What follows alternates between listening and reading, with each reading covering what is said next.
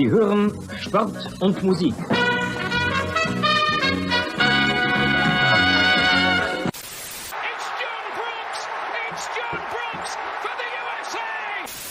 Spiel ist aus! Deutschland ist Weltmeister!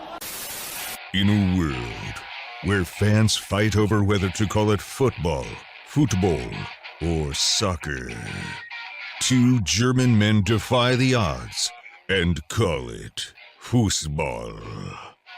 Bringing you inside the German-American football experience.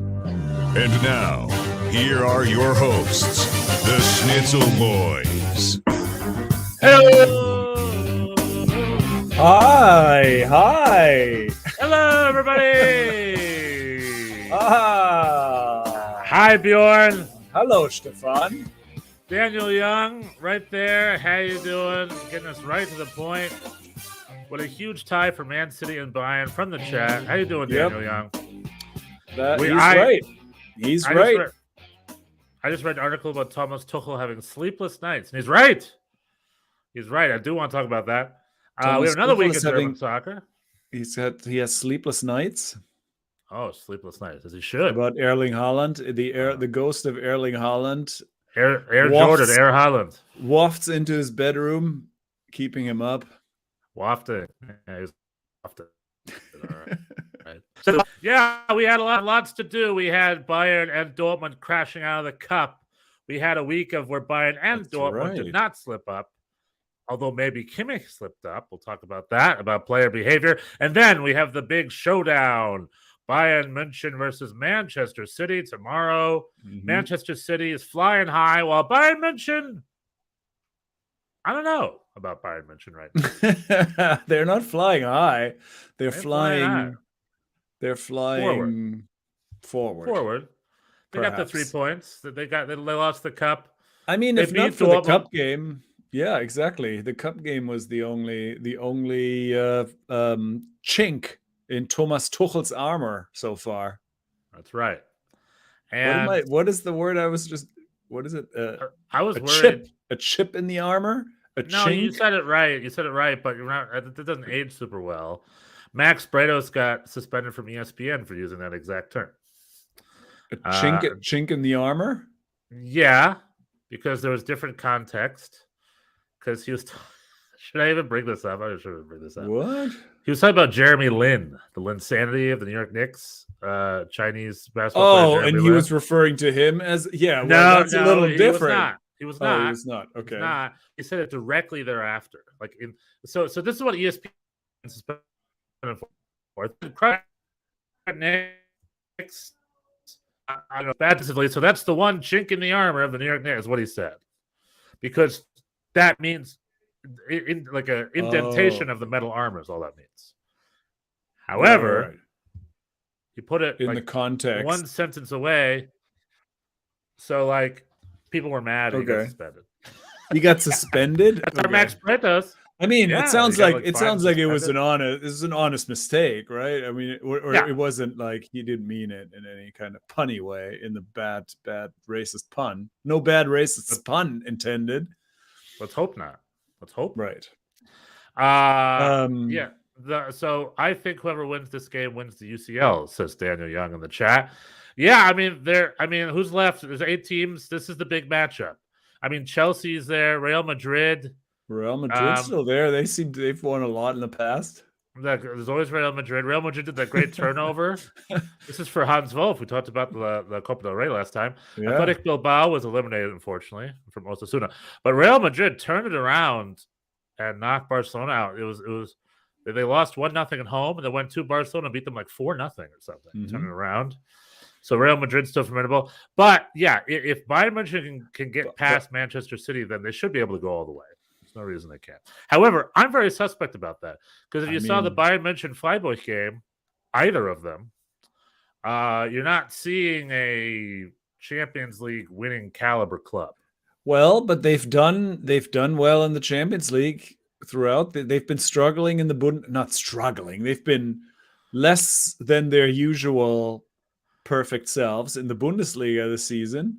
But in the Champions League, they've been flawless. Basically, Yeah, but gave up 2 goals in garbage time against Victoria Pilsen. That's it. Yeah, but that was a different coach. That Yeah, coach isn't there anymore. But so what? It's not like. Well, I mean, I would also question this idea that this is going to decide the Champions League. When, I mean, Pep Guardiola has found a way to bottle this many times. So even if City advances, I don't know, you take them over Real Madrid, no questions asked, or over Napoli. I don't know. Yeah, I would argue that Napoli. It was funny that because Pep Guardiola was asked in a press conference about Napoli, and he declined to answer because he said the coach will be too upset. He's too sensitive, so he can't talk about about Napoli. Isn't that a great mind game, right? Isn't that a great way to say something? I mean, he is in his Vegas phase. I think Pep when it comes to press conferences, he enjoys. Somebody asked him. I mean, he has a way of like, where some coaches are very confrontational and being like, "What are you talking?" He finds a way to kind of weasel his way. Somebody asked him if he's excited to still be in the hunt for the treble, like with his team, and he said, "No, I'm very sad. I'm very, very sad." Also, he's not in the hunt for the treble because Arsenal's going to win the Premier League this year. But here we go. Here's another question. I don't know. Arsenal dropped 2 points, and they should have really lost that game. And so now it's City are back in control. They control their own fate. They're 6 points behind. They're still playing Arsenal, and they have a game in hand. So if City wins the rest of their games, they're going to win the Prem. Oh yeah, that's true. I guess it's a little tighter than I realized. But here's a question, Bjorn. More a fan question. Yes. English teams are usually up for like 5 or 6 titles a year, including like the Community Shield. Because for whatever reason, England has 2 cups, not one. They got this League Cup. The League Cup and the FA Cup. And the FA Cup, I don't really get the difference, but they're there. They got the Champions League. They got the FIFA Club World Cup, I guess. I guess that's really it. But if a club were to win a Community Shield, a Leagues Cup, and a FIFA Club World Cup, and that's it, is that winning a treble? Well, it's funny because Jose Mourinho years ago, right, tried to promote that, and he had, I think it was the Community Shield. He won the Community Shield, the Europa League, and maybe the League Cup or something. Yeah, I think that was, something like that. And he was like, "It's a treble," and people were like, "No." So it's not a treble? It's like, no, it's not a treble. It's like, I mean, listen. How about this? You win the league, the Champions League, and the Leagues Cup, but not the FA Cup. Is that a treble? Yeah, that's a treble. That's probably a treble. Or call it a baby treble. I think either of the cups are okay. I think that's optional. If you win the I mean, who cares anyway? Like, what? These are just words, right? Like, if you win those 3, that's a good year. In England, that happens very rarely. And we as fans need to come up with a solution. We need to figure out the answer to these burning questions. But for most of these things, it is really just, like for us, it was Campeones Cup, right? Last year. It was NYCFC against Atlas. And it was, I mean, I even said it before. It's like, if we win, this is an important tournament. If we lose, it's like, who cares? It's meaningless. So yeah, but here in the US, there's no downside to winning it. Like, you always love, if you're a fan of the team, you're like, oh great, we won something. I mean, more cups, more silverware is welcome. But then, of course, they're not all the same. Not all these trophies are the same. I mean, we count. In England, we count the Eastern Conference win is a trophy, right? According to some. Like, they give you a cup, and so it's like, okay, whatever. Like, that's not a. Here in the United States, it's just like that movie Semi-Pro with Will Ferrell, LAFC owner Will Ferrell, where he was just a marketing guy. Throughout the whole movie, he turned every game into a different cup title. And the last game of the season, he's like, "It's the Mega Bowl. The trophy's 8 feet high. It's crazy." It's the mega, right? And it's like that's essentially what U.S. soccer is. It's just like, check out this new title. Come on now. It's just a bunch of marketing guys figuring it out. But we also, it's like 30 teams, so you gotta spread the wealth a little bit. Like nobody's, even if a different team wins every year, it's going to be like 30 years before it's your team's turn. So you gotta have some. That gives me 3 seasons. That gives my team 3 seasons. But this is the Germany hour, so. Exactly. We need to talk about the title. We need to talk about the exact opposite, which is in Germany, the title does not get passed around 18 times. It's not like every 18 years your club wins. It's always Bayern. So usually Bayern. So Bayern München won this past. They crashed out midweek to Freiburg 2-1. Yeah. And that was very surprising. And then they played Freiburg again in the league, and they won a very, very limpy 1-0. Freiburg should have tied that up. They had more than one chance. But Bayern held the ball. They got the one goal they got was a wonder strike from Matthias de Ligt, just randomly outside the box. Of all the people, Bayern München is not creating a lot of great goal scoring opportunities. They hold the ball. They play like the German national team. They hold the ball right now, but their creativity in the final third is lacking. They're missing each other. I think Tuchel is trying to have them play more direct, so they're still figuring that out.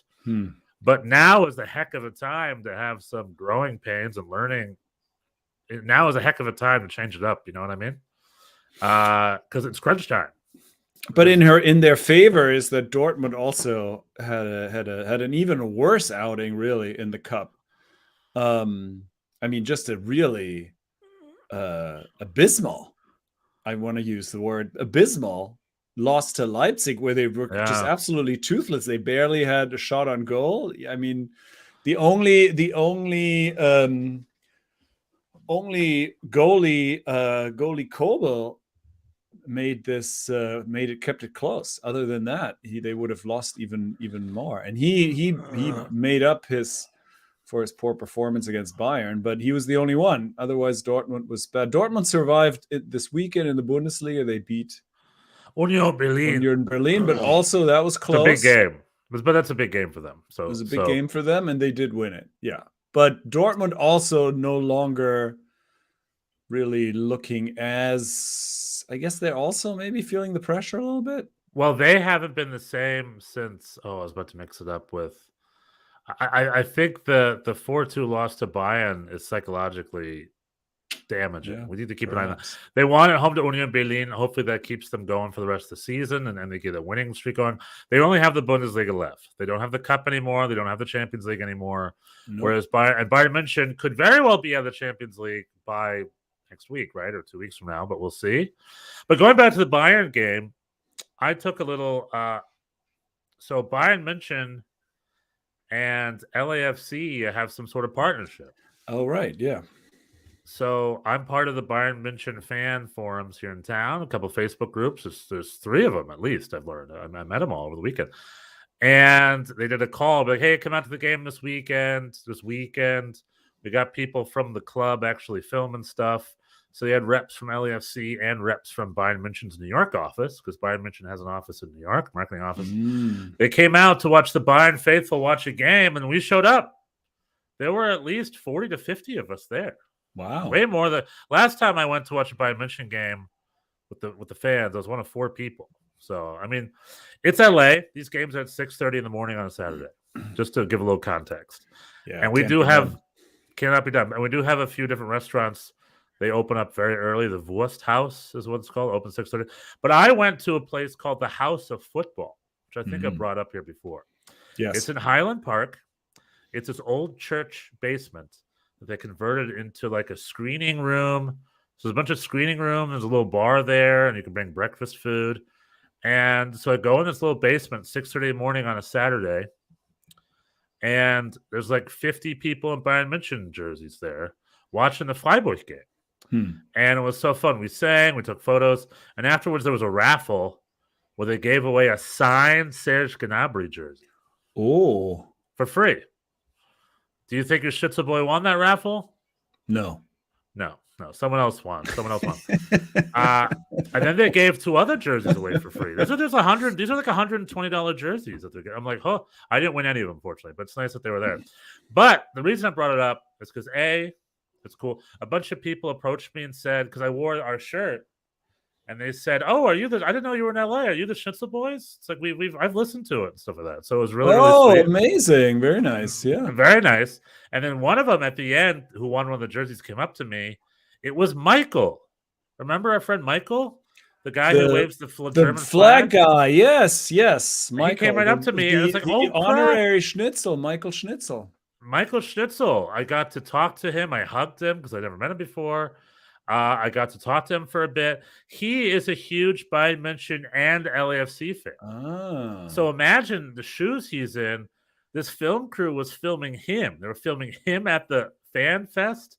And then right after that was the LAFC Austin game. So they followed him to the LAFC game and filmed him at the game.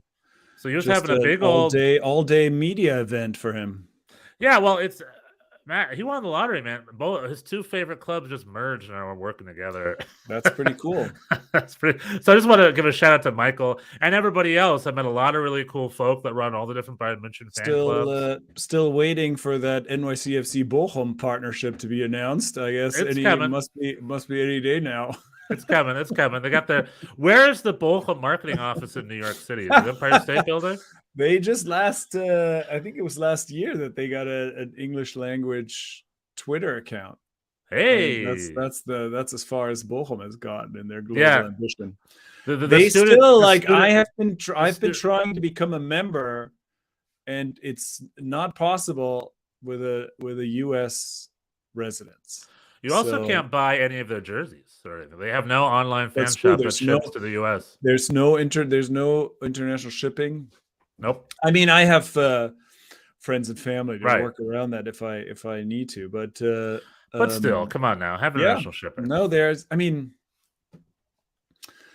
who was it Derek Ray or somebody who was a recent commentator when Bochum was playing, and was saying like how Bochum is the second favorite team for a lot of people.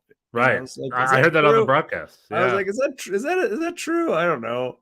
And then the co-commentator was kind of like, well, yeah, I guess they're not going to hurt anybody. So I'm like, who knows? I don't know. I mean, I guess there's a there's a little bit of a cult maybe surrounding the team, but not to the point where people buy merch or anything like that internationally. I don't think. Well, they have to create that market. I'm going, so I just finalized out my travel plan. Not all of them, but I'm going to be in Germany for like a month in October. I'm going there for a while. And part of my goal is to actually go and buy a Bochum jersey while I'm there. Oh, very nice. Because literally, in order to buy it here for me, I do have a cousin. I think they even ship to England. My sister lives in England. I can have, but if I want to ship it to me, I can hire a third party. I got you covered. But I could also hire a third-party company that does it for you, but they like double the charge. It's just too much hassle. No, we'll ask my brother. Yeah. But I mean, anyway, you're going and you're going to do it in person. And also I definitely appreciate your brother, but Bochum should figure that out. Even if it's not just Bochum, they should send a stock of their jerseys to like soccer.com, that warehouse in North Carolina that sells jerseys. Just have them there's no US-based jersey kit supplier that has any of their jerseys. You can buy a lot of jerseys, but not Bochum jerseys. There's no market for it. But we are the market. Maybe you and I. we are the market. I just got this. This is the new. I guess I'll talk about this in the USA hour. Looks good. In the USA hour. Well, it doesn't. There's some problems. There's some problems. So we'll talk about that later in the next episode. Just to wrap a bow on it, I had a great time at the House of Football with the Bayern München boys. And if you're listening, shout out. A great time. I'll see you guys next time. And they are as hesitant on Tuesday as I am, because I don't know, man.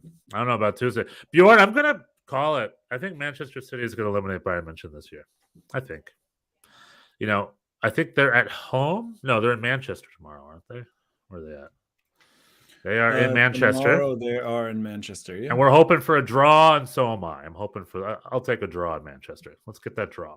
Maybe a nice scoreless, a 1-1. Maybe we can keep Holland, Air Holland off the score sheet. I don't know. But I'm not feeling good about it. What's your prediction for the Man? I know you don't love predictions, but between Man City and Bayern tomorrow, what do you think? I mean, I think it's going to be. I think it's pretty even. I don't know. I'm not so. Yeah, I'm not so pessimistic. I think they are good enough defensively. I think they have managed Haaland in the past. I don't think. Yeah, I mean, I don't think it's that lopsided a matchup. I think it's. I mean, I'm not saying Bayern's is sure to advance. No, that City team is good, but they also have struggled at times this year. They've had some defensive issues. They're still like not 100% sure what their backline is, and always the English teams. When it comes to this time of the year, there's always a little bit of a fatigue. They've played a lot of games. I don't know. I could see Bayern advancing. I'm not as pessimistic as you are. That's good to hear. My heart's too close, and I'm gonna get too negative sometimes. I don't even really care actually that much. But I think it's going to be pretty even. I don't think City, like obviously for Bayern this is tough, but City didn't want to play them either. Like they would have probably picked anybody other than Bayern as a preferred opponent. So yeah, it's going to be interesting. I'm looking forward to it. It's going to be like these quarterfinal Champions League over the last few seasons has been must-see TV. I mean, it's been good stuff. So I'm looking forward to it, and I'm not particularly invested one way or another. Also, in a world of uncompetitive leagues, the Champions League is like this. It's like the place where you still don't really know what's about to happen. It's big clubs going at each other, and you don't. Yeah. So, yeah, I love the Champions League. Good on you. Daniel Young says in New York City, Wednesday through Friday, the weather will be 85 degrees and above. That's lovely. Spring is here. It was nice today, even. I had a coffee, walked around the neighborhood, looked at the East River. It's quite nice. LA is finally not cold anymore either. I love the weather. But what I will say with New York City is New York City to me felt like a lot of winter, a little bit of really nice spring, like a week or two, and then a lot of brutal really summer. Then 2 or 3 weeks of that beautiful fall weather, and then again a butt ton of winter. Like if I could adjust New York weather, I'd make the fall and the spring the long seasons, and winter and summer abridged. That's what I would do if I was a man who could control the skies. That's what I would do. Okay, but you're not. No, as much as I've tried, I cannot control the skies. I heard recently via a very unreputable source, Joe Rogan, that in the Middle East, the trillionaires that live there want rain, so they cloud seed, like they make artificial weather happen. Okay.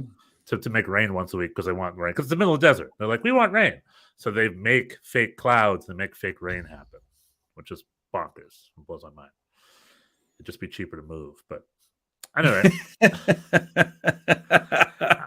Now you're talking about mad science. Well, you can't bring the oil with you though if you're going to move. They're not the ones mining it. They're not. They can live wherever they want. Right. The workers do have to. You got to keep that part you got to keep it. You got to keep an eye on things, though. No, you can't just zoom. I don't know. I mean, trillionaires can have a house in every country in the world and spend a week in every. You know what I mean? It's not a big. I'm going to talk about trillionaires. So I want to round back to the Bayern München game one more time, but first let's round around the league. I just want to say you did bring up the Dortmund losing to Leipzig. Leipzig, despite having a pretty underwhelming season, are still hot. It could be another Leipzig-Freiburg rematch in the Pokal. Remember the People's Club versus the Corporate Club stuff? Looked like that might be the same thing again. And then in the league itself, I just want to bring up, before we get to Bochum, I just want to say game of the week, Mainz, Werder Bremen. That game had 4 goals, Bjorn. All 4 goals scored after the 85th minute. Wild. wild. Mainz scored, Bremen equalized right away. Then Mainz got what they thought was the winner in stoppage time with only like a minute left. And then frickin' Werder Bremen came back and tied it up right before the end of the game. It was back-to-back stuff. It was one of the better last 10 minutes of a game you'll see all season. And shout out to Mainz. They're still frickin' like undefeated. When was the last time Mainz lost a game? They're doing it. Mainz is probably they're in contention for Europe. No, they're 8th place right now. They're 2 points off a spot in the Europa League. So Mainz could make their way to the Europa League, which would be huge. Yeah, for Mainz are the third best team in the Rückrunde, the second half of the season. If you only count the second half of the season, Mainz is third place, followed by Bayer Leverkusen. Bayer Leverkusen also also doing quite well as of late, and now beat Frankfurt, and they actually swapped spots. And I don't know. Xabi Alonso. I think Xabi Alonso's Bayer Leverkusen are now that have become the dark hose. I was going to say, what is a dark hose? The dark horse. The dark horse to make the Champions League. You can find the dark hose in Las Vegas and New Orleans and things like that. H-O-E-S. Oh, okay. Yeah. Not. There are good hoes, but then there's the dark hoes, like dark elves. They're like the fallen I was thinking spirits. H-O-S-E, like the dark garden hose. Oh, dark garden hose. There's also garden. There's 2 types of garden hose. You know that. There's the garden hose right. that spits water, and there's the garden hoe. You have 2 of them. It's garden hose. Mm-hmm. See, this is the content people subscribe for. This is what you're here for. We will teach you things. And we'll learn it on the way. We will mispronounce words for your benefit. So yeah, Bayer Leverkusen Xabi Alonso could make it going. Make it. Yeah, sorry, Bayer Leverkusen crushing. They could make it, but again, to bring it back to Bayern talk, if Xabi Alonso, if this Bayer Leverkusen thing keeps working, then guess who's going to be the next coach of Bayern München, Bjorn? Xabi. Yeah, Xabi that could Alonso. be Xabi Alonso. Just saying, he's someone to grow, right? Julian Nagelsmann obviously was a mistake, but if Xabi Alonso if it's working at Bayer Leverkusen, then with some growing pains, you change it up. But it seems like it's working. The Pep Guardiola, Mikel Arteta train continues of Spanish coaches that slowly change the way we play and really can lead a team. And Xabi Alonso is perhaps next in line. So keep an eye. I mean, this is we're skipping a bunch of steps ahead here. They're still a bunch of points behind. They may not make the Champions League, and certainly, I mean, we'll see. But yeah, perhaps.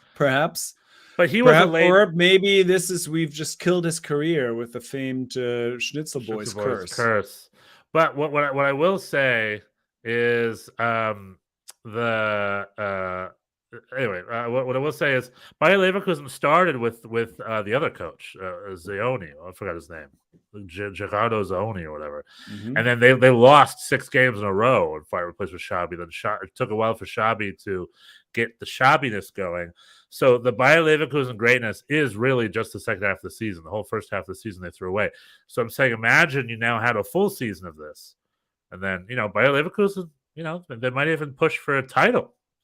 If I didn't curse them enough saying that. So I'm just saying something's going on in Leverkusen. Keep an eye on that club. Yeah, Xabi's doing well. I mean, they do have talent. Florian Wirtz, they have a bunch, is back from injury.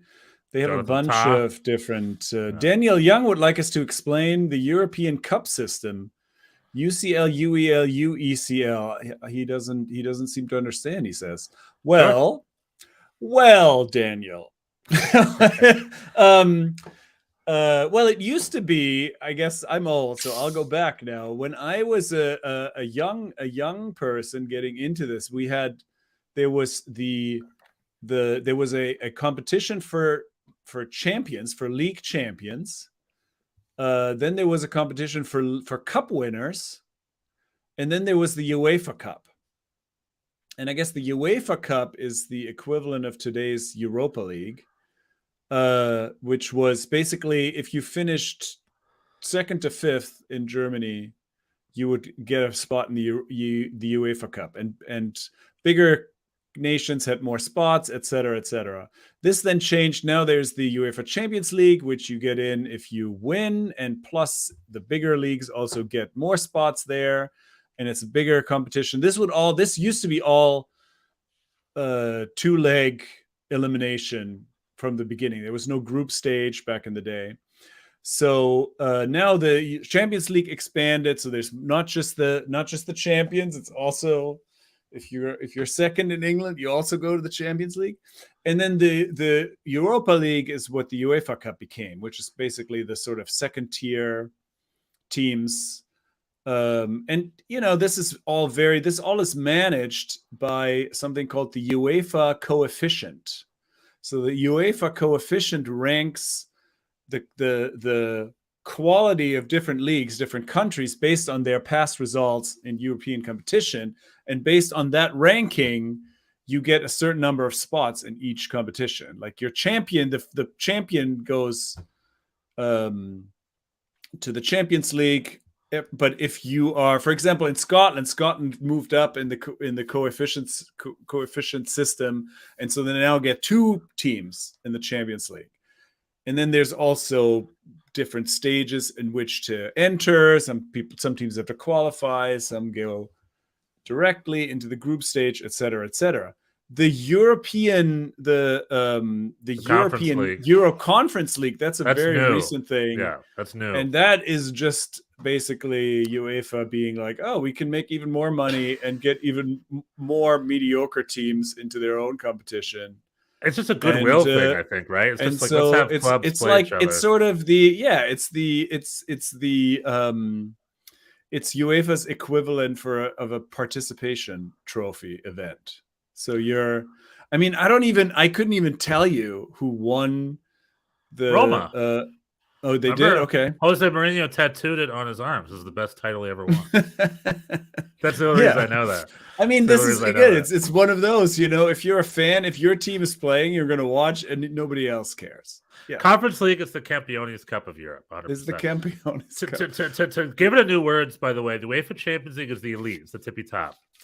So that's where you're going to get your Real Madrids. The Europa League, so in the Bundesliga specifically, the top 4 spots are up for the Champions League. And then spots 5 and 6, and then maybe 7 are the Europa League. Europa League is sort of your B-level competition. However, Eintracht Frankfurt won the Europa League last year, right? Yeah, I think that was big. So Europa League is your best version of... Like the Champions League is only going to be won by Real Madrid, Bayern, or Manchester City. Not Manchester City; they never won it. But like all your big clubs are going to. Real Madrid wins it every time. Liverpool wins it a lot. Bayern Munich wins it sometimes. Like the elite clubs, that's their club. Europa League is where you're going to see Sevilla win a title. It's where you're going to see Real Sociedad win a title. It's where you'll see a French team finally win a title. The Europa League is more open, which is what it's good for, I think. Yeah, it's a great way for like Frankfurt fans to go to Holland and watch them play Feyenoord and the Feyenoord, and then they're up for a title. It's like a great way to keep Europe small. And in the promotion relegation system of Europe, on the bottom you get demoted, and the top you win with a title. But the very, very tippy top, what do you win? And it's Europe. It's essentially what you win. Europe is Europe. Right, and it's like more opportunities for more teams. Yeah, and like we said earlier, it's proven to be a naturally good system because the big clubs can compete against each other, which sidestepped all this, Daniel, is why you'll hear rumblings of something called the Super League out of Europe. The Super League is the clubs trying to privatize the concept. This is unrelated, but it's related. I mean, this is we're going from one rabbit hole to a different rabbit hole. But all right. Forget it, bring it up. If you ever hear the term Super League, just know it's a private attempt at essentially the same thing, run by the clubs as opposed to the confederation. That's the difference. Because at the end of the day, it's all about that money, right? Money. Wow. I hear from Daniel Young in the chat. Wow, what if Newcastle finishes 4th? May another team from the Netherlands get into use, assuming Newcastle goes in the qualifiers? What does that mean? I'm trying to think. If Newcastle finishes 4th, may another team from the Netherlands get into?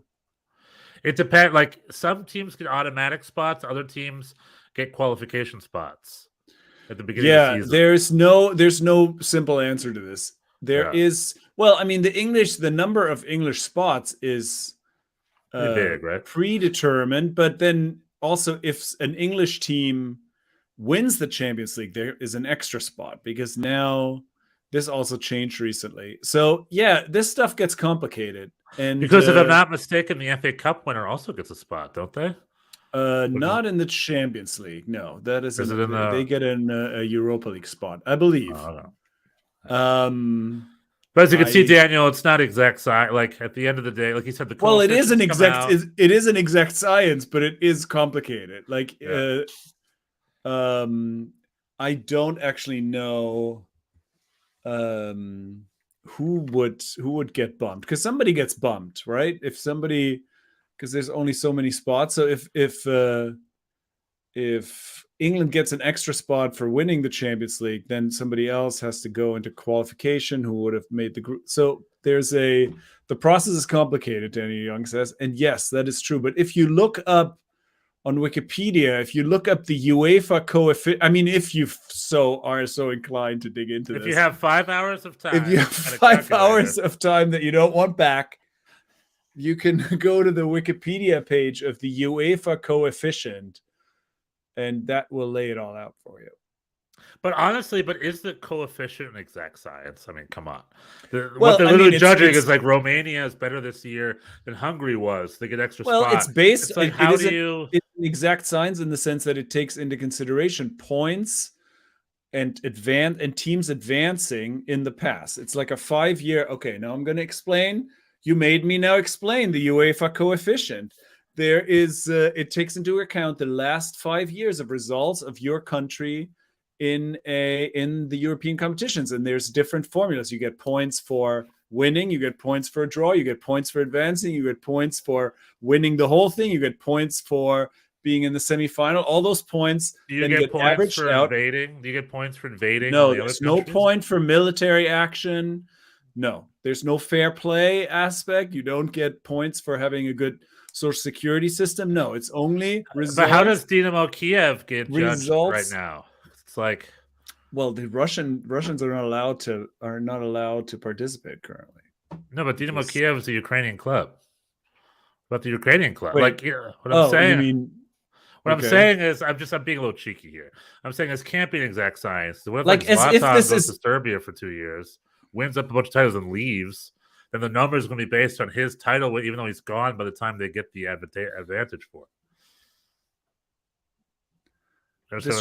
This shit is boring and complicated enough without throwing in these kinds of wrenches.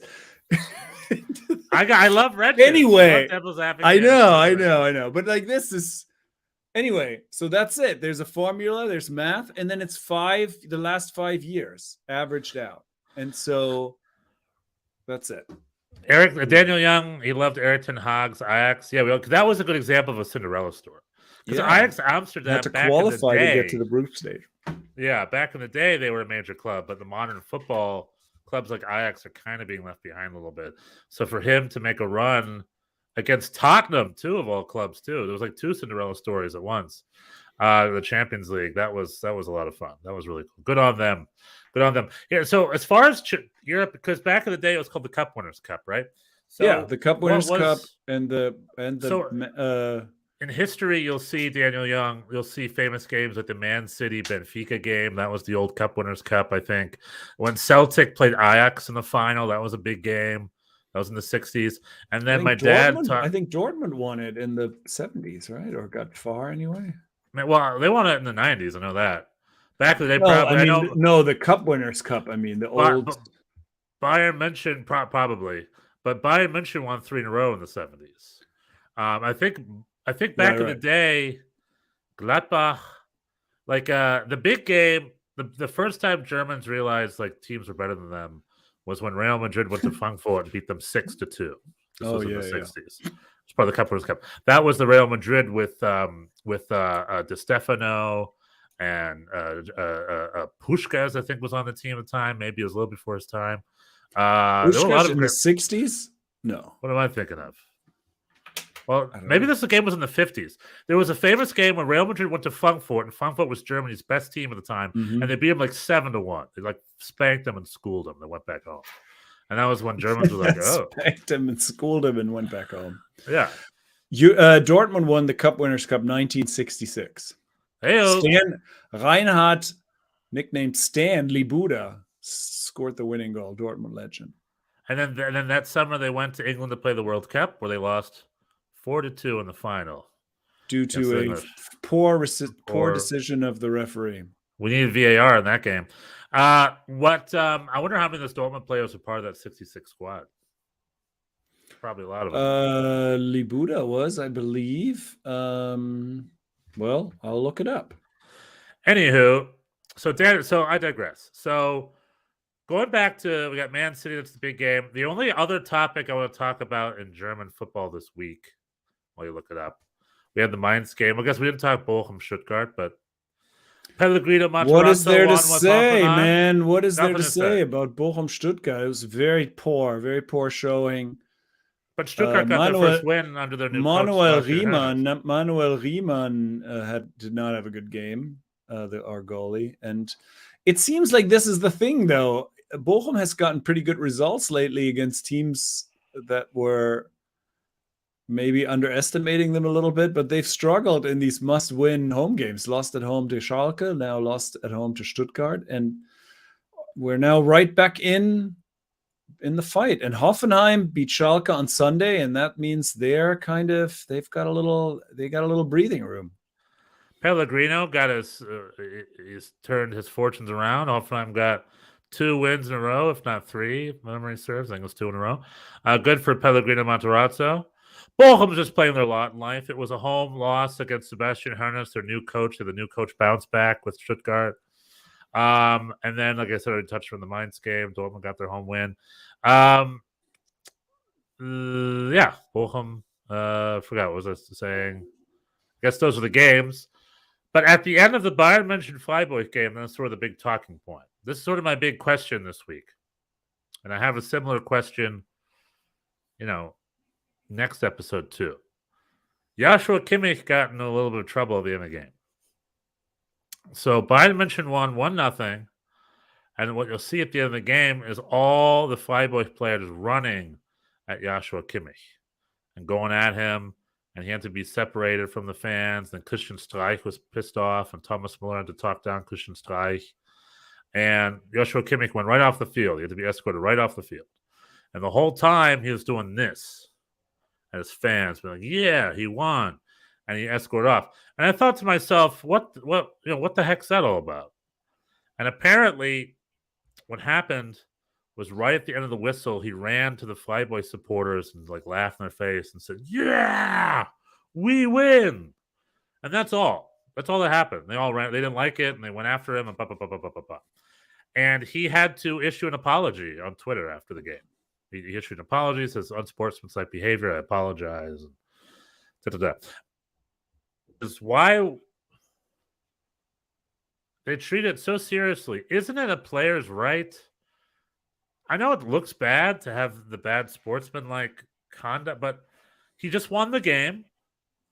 The fans were maybe particularly brutal on him. Oh, he was upset because at the beginning of the game, they showed highlights of the cup loss from 3 days ago in the stadium. And so he didn't like that. But what I'm saying here, that's A, Freiburg's prerogative. And B, if you're the captain of the winning team and you win, aren't you allowed to go, yay, we won? I know maybe it's bad look. It's a bad look. Ideally would. But does he have to apologize for that officially? Is that too much? Is that a step too far? Apparently, he felt like he had to. Well, what are your thoughts on that? Do you think? Well, I did not see this game. I think this is always, nuance is always big with that kind of thing. I don't. I'd have to see it. I know it looks bad, but really have an opinion. I mean, I think you're. He's on the road. He's getting into, people often, I don't know, people have these celebrations where they do the oh, I can't hear you kind of thing. I don't know. It's, I think it's mostly fine. Why did he have to apologize? What was his apology? What exactly was he, what did he say? What did he say he was sorry for? Let me look up his. apology. That's what I'm saying. I will apologize? tell you in the meantime that there were 4 players from Borussia Dortmund on the 1966 Germany World Cup squad. The goalie Hans Stilkowski, Siegfried Held, who I remember, he was a very young man in 1966. I remember him, Dortmund club legend. Lothar Emmerich, also a legend, and Wolfgang Paul, who I don't remember personally. I wonder if Lothar Emmerich is related to Roland Emmerich, the great director of Independence Day, the Will Smith movie from 1997. Oh, I doubt it. And that famous actor. It's a pretty common name. We've invoked Kaikowski before on this podcast. Yeah, we have. Because is this the tournament he got his first ever cap in? What the rule? He was the first German to get his first cap at the World Cup. Isn't that what the Kaikowski story was? No, this was in 1954. This was a different goalie who came. I remember I remember what you're talking about. Oh, but that's a different guy. Yeah, different guy. Mm-hmm. Do you remember his name? No. It was Kwiatkowski or something like that. I thought it was what you just said. We can Google that later. No. I'm just curious. A little German soccer history here. Okay. Let's see. Bayern München. Yeah, but what did he say? What did he say? After the game, Kimmich apologized while speaking to AZ, which is a newspaper. He said, there were a lot of emotions. We lost a lot. It was a very important victory for us. The cup was deep. I let myself be carried away.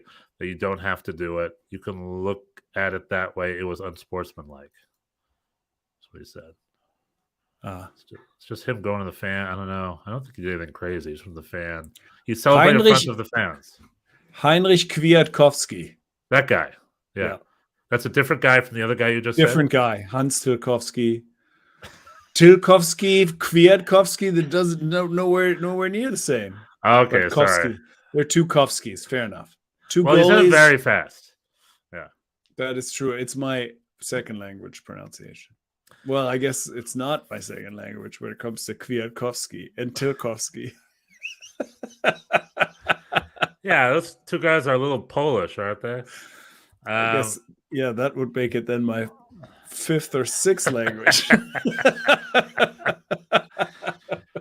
Well, but it's funny that the Cup Winners' Cup only had 4 players on that squad. But back then, squads were only like 13 players. They didn't have huge squads back then. I don't know how many, 20, 15 to 20 or something. But, just like it's funny. And they had a good tournament that summer, so I guess they did it right. But I remember when Bayern München lost the Champions League in 1999. They lost it to Manchester United famously in stoppage time. Manchester scored 2 quick goals to win the whole thing. It was like, the proto Chelsea game where they just lost it right at the end. But the following summer, Germany had like 98 and 2000 were 2 of the worst tournaments Germany had up until late. Mm-hmm. And I find that so interesting because the best club in Europe at the time had 9 Germans on its starting lineup, Bayern München. They only had 2 foreigners on that team, Sami Kufor and Patrick Anderson, I think, or maybe Giovanni Elber. Other than that, it was the Bayern München of the late 90s, early aughts, was a very German team. So I just found it interesting. I'm like, can't you just put German jerseys on those guys and have them keep playing in the summer tournaments? But this this is often the case, right? That these things don't translate. Like Spain was the best league for when I was young for decades, and the national team never really did anything. I mean, it's interesting. It is interesting how those discrepancies kind of where that comes from. Psychology. Okay, any more for this week in German soccer? Was this the I German don't American think so. football? I think that's all I got. This is the German American football experience. Thanks for joining us this week. We have another show coming up. If you want to join us for a USA Hour, hop in that stream. It's on our channel. Just click over to the stream. Major League Soccer, where I have other questions I'd like to ask. I will do my best. I will do my best. Rate and review and subscribe and tell your friends and let everybody know and like and comment on the videos and do all the good stuff That's how you can support us. You want to keep us going. All right. Tschüss. Bis nächste Woche. Tschüss. Bis später.